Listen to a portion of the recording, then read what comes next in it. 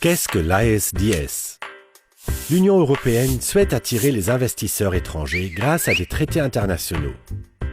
Pour ce faire, elle leur promet un privilège exceptionnel. Le règlement des différends entre investisseurs et États, en anglais, Investor State Dispute Settlement, ISDS.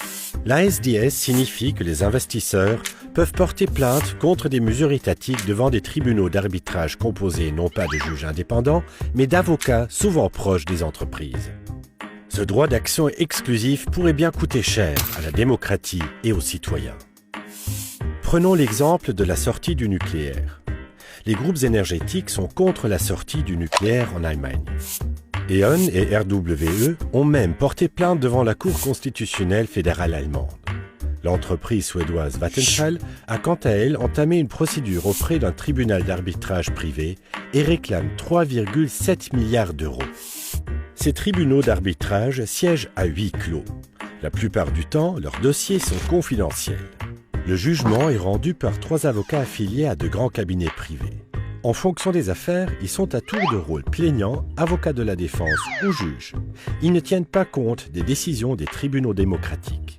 Ces avocats se font payer au prix fort. Un salaire horaire de $1000 est courant. Leur cabinet démarche les entreprises pour les inciter à porter plainte.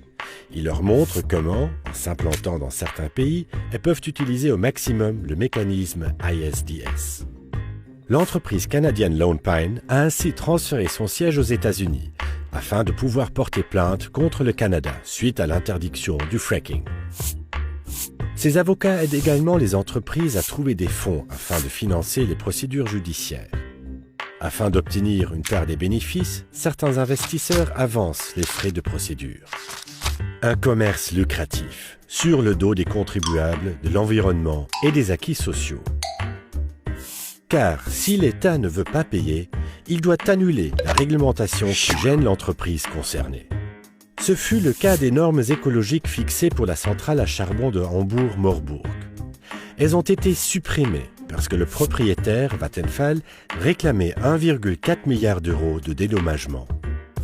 Parfois, il suffit aux entreprises de menacer d'avoir recours au mécanisme ISDS pour que ne soient pas votées des mesures protégeant l'environnement ou les consommateurs ou encore des réformes sociales. Le nombre de plaintes augmente à vitesse grand V.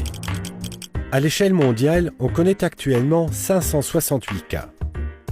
Les groupes portent plainte notamment contre l'augmentation du salaire minimum légal, contre les mesures de protection sanitaire, contre l'interdiction d'une décharge de produits toxiques dans une zone de captage d'eau potable, contre l'indemnisation de victimes de l'apartheid, contre la déprivatisation de l'eau ou contre le sauvetage de banques. Les plaintes de ce type vont se multiplier si les traités prévus avec les États-Unis et le Canada entrent en vigueur. À eux seuls, ces 2 traités permettraient à 100 000 entreprises de passer outre l'état de droit. Parmi elles, on trouve de nombreux grands groupes mondiaux tels que Monsanto, Exxon, Nestlé ou BASF. Aidez-nous à empêcher ces traités avant qu'il ne soit trop tard. Partagez cette vidéo et signez les pétitions contre le TIP et le CETA.